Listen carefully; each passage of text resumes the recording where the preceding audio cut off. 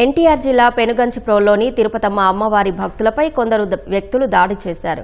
మేకపోతును కోసిన తర్వాత డబ్బుల విషయంలో గొడవ జరిగినట్లు స్థానికులు తెలిపారు. అమ్మవారి దర్శనానికి వచ్చిన గుంటూరు జిల్లా కొల్లూరుకు చెందిన భక్తులు మునేరు అవతల మామిడి తోటలో విడిది చేశారు. వీరిపై స్థానికంగా మేకపోతులు కోసేవారు కత్తులు కర్రలతో విరుచుకుపడ్డారు. దాడిలో గూడపాటి ఆంజనేయులు, పోలంకి శ్రీనివాసరావు, శ్రీపతి నాగరాజుతో పాటు మరో ఇద్దరికి గాయాలయ్యాయి. ప్రాణాలు కాపాడుకునేందుకు భక్తులు భయంతో పరుగులు తీసినట్టు తెలుస్తోంది. ఎస్ఐ అర్జున్ తన సిబ్బందితో వెళ్లి వారిని కాపాడారు. గాయాలైన వారికి పెనుగంచిప్రోలు ప్రభుత్వ వైద్యశాలలో చికిత్స అందించారు.